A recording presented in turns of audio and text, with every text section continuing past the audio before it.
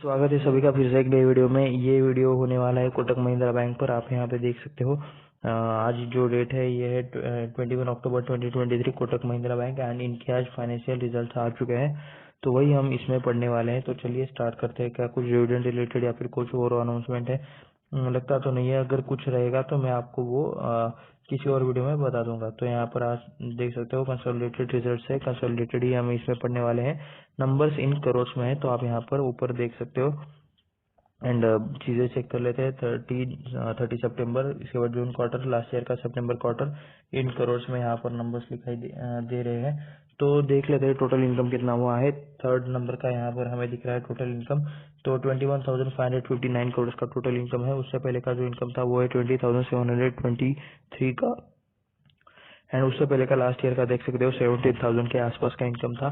तो yearly compare करें तो जून क्वार्टर में बढ़ा है जून क्वार्टर से। तो इस वाले क्वार्टर में भी अच्छा खासा यहाँ पर आपको ग्रोथ देखने को मिल रहा है। इनकम में ग्रोथ है। तो ग्रोथ के बाद मतलब हमें देखना है, सेल्स के बाद, इनकम के बाद देखना है expenditure and operating profit and net profit. तो नंबर्स आप यहाँ पे देख सकते हो। टोटल एक्सपेंडिचर कितना खर्चा किया है, 15,216 का खर्चा किया है। उससे पहले 14,000 का खर्चा था। एंड लास्ट ईयर के सितंबर क्वार्टर में 553 का खर्चा था। तो ऑपरेटिंग प्रॉफिट देख सकते हो 6,342 करोड़ का यहाँ अभी का प्रॉफिट है। इससे पहले का प्रॉफिट था 6,000 करोड़ का। एंड उससे पहले का था 4,881 करोड़ का प्रॉफिट था। तो सब कुछ कटा के, सब कुछ चेक करके net profit for the period का ये आप यहाँ पे देख सकते हो। Net profit from ordinary activities, net profit after tax before minority interest का। इसके नीचे भी कुछ यहाँ पे और कुछ लिखा हुआ है, एक बार चेक कर लेते हैं। प्रॉफिट आफ्टर टैक्स, जी हाँ ठीक है। तो यहाँ पर आप देख सकते हो प्रॉफिट आफ्टर टैक्स यहाँ पर लिखा हुआ है 4,461 का यहाँ पर आपको टैक्स देखने को मिल जाएगा। उसके बाद उससे पहले का था 4,150 का, यानी कि क्वार्टरली अच्छी आपको यहाँ पे ग्रोथ दिखाई दे रही है। इससे पहले का था 3,608 का।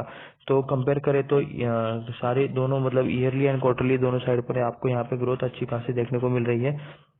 उसके बाद नीचे आ जाते हैं एनपीएस रेशो हमें देखना है, gross NPA and net NPA. तो नेट एनपीए आप यहाँ पे देख सकते हो 1,554 परसेंटेज में आप यहाँ पे देख सकते हो 0.39% है अभी का। उससे पहले का था 0.43% एंड इससे पहले का था 0.60%। तो एनपीएस भी यहाँ पर अच्छे खासे ठीक तरीके से कम होते हुए आपको थोड़े थोड़े करके दिखाई दे रहे हैं। इससे पहले मतलब लास्ट ईयर के सितंबर क्वार्टर में ग्रॉस एनपीए की बात करें तो 2% था एंड वो हो गया 1.75%। वहां से फिर अभी 1.69% अभी ये चल रहा है। तो क्या कुछ और चीज है जो हमें इसमें देखनी चाहिए? सेगमेंट, यहाँ पर कुछ सेगमेंट है जहाँ से इनका बिजनेस आता है। आप यहाँ पे ये पढ़ सकते हो। Wholesale banking, retail banking, digital banking, retail banking, फिर treasury BMA and corporate centre, vehicle financing, lending activities, broking, advisory and transaction services. तो मतलब यहाँ पे लिखा हुआ है कि मतलब ये सेगमेंट क्या है एंड उस सेगमेंट में कहाँ से कैसे क्या पैसे आते हैं। यहाँ पर अगर आपको देखना है कि कहाँ से कितने पैसे आते हैं तो आप यहाँ पे देख सकते हो कि इंश्योरेंस से कितना पैसा आता है, एसेट मैनेजमेंट से कितना पैसा आता है, ब्रोकिंग से कितना आता है, vehicle financing, treasury BMW and corporate centre से कितना पैसा आता है, रिटेल बैंकिंग से यहाँ पर इन्हें सबसे ज्यादा इनकम होता है। आप यहाँ पे देख सकते हो 6,668 करोड़ का इनकम हुआ है इस सितंबर क्वार्टर में। तो लास्ट क्वार्टर में इस 5,941 करोड़ का इनकम था। तो रिटेल बैंकिंग ही बैंक्स का मेन सोर्स होना चाहिए फॉर इनकम। उसके बाद क्या हमें कुछ और चीजें यहाँ पर पढ़ने की जरूरत है? स्टैंड अलोन नंबर पढ़ने की हमें जरूरत नहीं है क्योंकि हमने कंसोलिडेटेड ही पढ़ लिए है। चलिए कुछ और फाइनेंशियल बैंक के चेक कर लेते हैं। तो तब तक के लिए हम देख लेते हैं कि कोटक बैंक ने कितने टाइम में कितना परफॉर्मेंस यहाँ पे दिखाया है या फिर कितने टाइम में कितनी रिटर्न्स दिए हैं। अगर मैं मैक्स पर क्लिक कर देता हूँ तो आप यहाँ पर देख सकते हो मैक्स के रिटर्न है 73,650% के ऑल टाइम के, यानी कि आप यहाँ पे देख सकते हो। यहाँ पर चार्ट अप्रोक्स कहाँ से दिखा रहा है, 2004 से 4 से भी मतलब आगे का, यानी कि 2002 2001 के आसपास से मतलब कहीं पर तो इसका यहाँ पे डेटा यहाँ पे स्टार्ट हो चुका है। एंड ऑल टाइम अगर किसी ने वहां पर शेयर लिया होता तो आज उसको 73,650% के रिटर्न्स मिलते हैं, यानी कि ये बहुत ज्यादा रिटर्न्स है। तो मतलब आप लोग मुझे बताइए जो कुछ भी वीडियो देखने वाले हैं भी देख रहे हैं, अगर मैंने इस टाइम पर जब बैंक स्टार्ट हुआ था तब इसमें मतलब अभी 10,000 लगाए होते उस टाइम पर, तो आज इसकी वैल्यू कितनी होती? 73,650% के रिटर्न्स के साथ।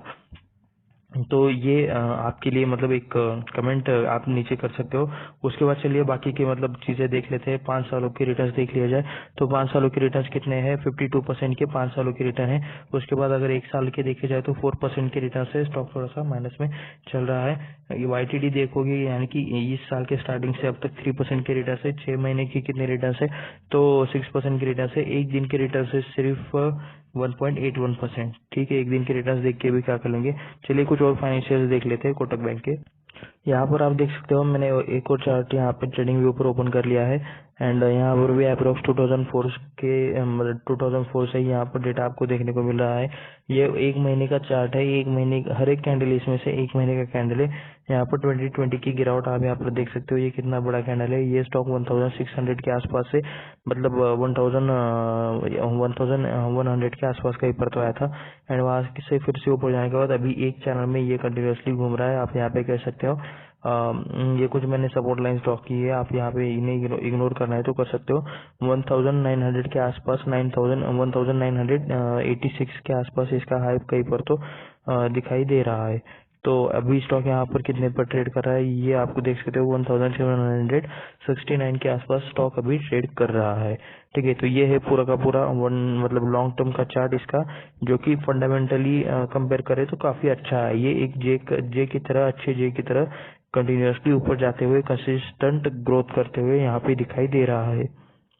तो हम आ चुके हैं स्क्रीनर पर। अभी स्क्रीनर पर हम बाकी सारी फाइनेंशियल डिटेल्स एंड चीजें देखने वाले हैं। यहाँ पर आप देख सकते हो Kotak Mahindra bank is diversified. एक मिनट ये मैं पढ़ के दिखाता हूँ। Diversified financial service group providing wide range of banking and financial services including retail bank, treasury, corporate banking, investment banking, stock broking. वैसे ये बात मुझे अच्छी लगी कि मतलब ये बहुत सारे मतलब चीजों पर फोकस करते हैं एंड सारी चीजें एक दूसरे से रिलेटेड है, फाइनेंस से रिलेटेड है। तो जितना कुछ ये लोग कर सकते हैं, जितना मतलब ये अलग अलग डाइवर्सिफाई कर सकते हैं, तो उतना इन लोगों ने करके रखा है। Life insurance and general insurance में भी ये लोग काम करते हैं। तो उनके बिजनेस से रिलेटेड जितनी भी सारी चीजें हैं उसमें ये लोग है, ऐसा आप यहाँ पे कह सकते हो। तो इस वजह से तो प्रॉफिट या फिर इनकम जो रहता है वो उस पर मतलब किसी एक चीज का खराब हो जाने से इम्पैक्ट नहीं आता। तो ये काफी डाइवर्सिफाइड अच्छा यहाँ पे चीज है।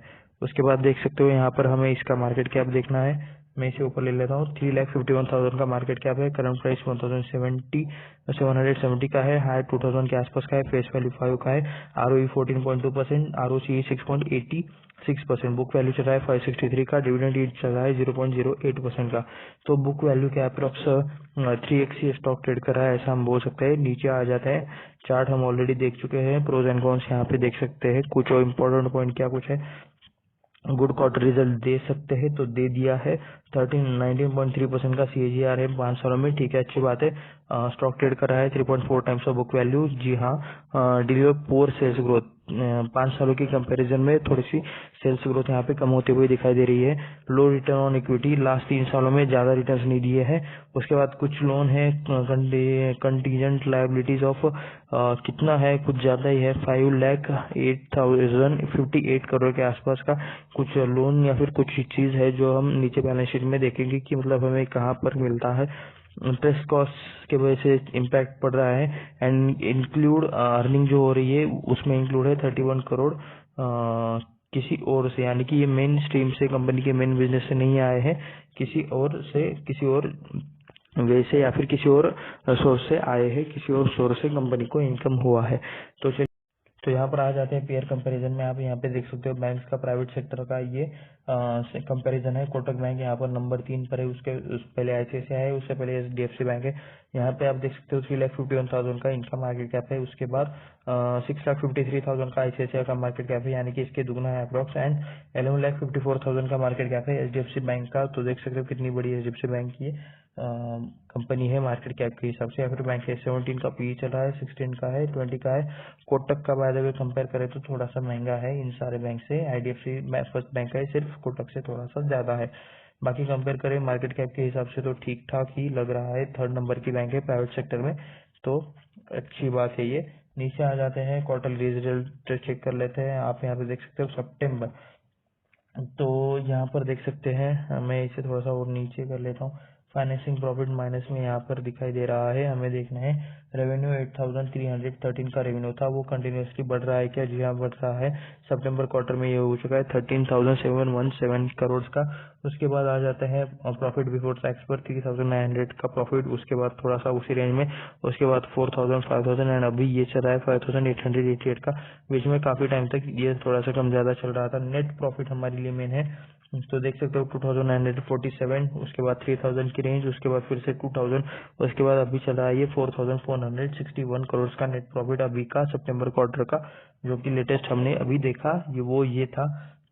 एनपीए देख सकते हो 0.70%, उसके बाद थोड़े से बीच में बढ़े 1.34%, उसके बाद 1.8% यहाँ पर भी थोड़े से बढ़े, उसके बाद 0.39% है लास्ट मतलब मार्च 2022 से ये एनपीएस कंटिन्यूसली कम होते जा रहे हैं। ये अच्छी बात है। आ जाते हैं लॉन्ग टर्म के परफॉर्मेंस पर, यानी कि एवरेज परफॉर्मेंस पर, जो कि प्रॉफिट लॉस स्टेटमेंट होता है। वो यहाँ पर आने के बाद आप यहाँ पे देख सकते हो रेवेन्यू है 8,470 करोड़ का, जो कि ईयरली अभी हो चुका है 42,151 का, अप्रोक्स 11 सालों में। मतलब आप यहाँ पे बोल सकते हो कि 5x ये हुआ है।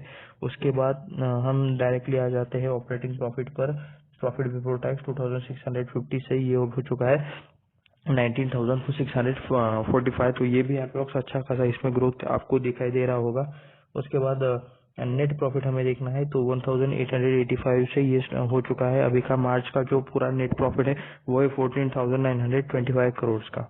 तो अच्छा खासा यहाँ पर प्रॉफिट करते हुए कंपनी, ये बाय द वे किसी भी तरह का रिकमेंडेशन नहीं है, ये वीडियो सिर्फ और सिर्फ एजुकेशनल एंड रिसर्च पर्पज के लिए है। अगर आपको कुछ भी बाय सेल करना है तो आपके फाइनेंशियल एडवाइजर से एडवाइस ले ले, या फिर खुद से रिसर्च करे, खुद स्टडी करे, खुद सारी चीजें को ट्रैक करे, खुद से मतलब समझे, एंड उसके बाद ही आपको जो डिसीजन लेना है वो ले, एंड उसके लिए पूरे जिम्मेदार आप ही रहोगे।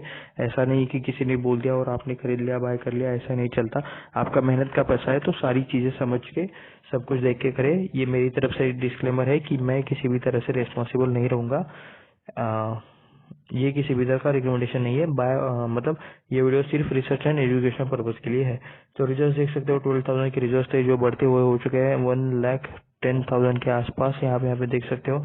उसके बाद बोरिंग देख लेते हैं कंपनी के ऊपर क्या कुछ कर्जा है क्या। ऊपर एक पॉइंट दिख रहा था कि कुछ थोड़े बहुत कंपनी के ऊपर कर्जा है, तो यहाँ पे ये दोनों मिला के ये लायबिलिटी बन जाती है 5 लाख के आसपास, 4,18,000 का जो मतलब अदर बोरिंग है, एंड उसके बाद 19,000 का कुछ और अदर लायबिलिटीज है। तो ये दोनों मिला के कुछ 5 लाख ऊपर अमाउंट लिखा हुआ था, अभी यहाँ पे टोटल 6,20,000 का दिखा रहा है। तो ऐसा कुछ तो मतलब बोरिंग रिलेटेड कुछ इशू है। ये लॉन्ग टर्म बोरिंग नहीं है, तो शायद इसमें सेटलमेंट हो जाए, एंड ये कंटिन्यूसली बढ़ रहा है, तो कंपनी को इसकी तरफ ध्यान देना चाहिए। ये बस एक नेगेटिव पॉइंट अच्छा खासा इसमें दिखाई दे रहा है। रिजल्ट देख सकते हो 12,000 के रिजल्ट थे, वो बढ़ते बढ़ते ऑलरेडी हम ये पॉइंट कवर कर चुके हैं। 1,10,000 का रिजल्ट हो चुका है। उसके बाद नीचे आ जाते हैं शेयर होल्डिंग पैटर्न ईयरली देखते हैं। कंपनी की प्रमोटर होल्डिंग कम है, वैसे बैंक में प्रमोटर होल्डिंग प्रमोटर की कम ही रहती है, लेकिन नहीं हो मतलब बहुत कम है, ऐसा नहीं होना चाहिए। लाइक येस बैंक कुछ भी नहीं है। तो यहाँ पे देख सकते हो 32% का प्रमोटर होल्डिंग है, एंड वो हो चुका है 25.92% का। एफ आई देख सकते हो 38% के एफ आई थे जो हो चुके हैं 14.97%। डी आई देख सकते हो 7.85% के थे जो हो चुके हैं 20%। पब्लिक थी 21%, वो हो चुके हैं 13.11%। अब हम देखते हैं एफ आई यहाँ पर कितना, आप यहाँ पे देख सकते हो Canada pension fund plan investment, यानी कि एफ आई कौन कौन से। सॉरी, वीडियो की रिकॉर्डिंग थोड़ी सी बीच में मतलब इंटरप्ट हो गई थी। तो हम देख रहे थे एफ कौन कौन से हैं, तो मैं इसे फिर से ओपन कर लेता हूँ। तो आप यहाँ पे देख सकते हो एफ में कुछ कुछ नाम है यहाँ पर, कुछ Canada pension plan and investment board, Canada pension plan investment board, euro Pacific growth fund, Invesco developing market fund, open हाइमर developing, ठीक है, न्यू वर्ल्ड कैपिटल वर्ल्ड। तो यहाँ पर ऐसे कुछ गवर्नमेंट ऑफ सिंगापुर का नाम भी आपको यहाँ पर देखने को मिल जाएगा। नीचे चलते हैं, देख लेते हैं डीआईएस में हमें क्या क्या डेटा देखने को मिलता है।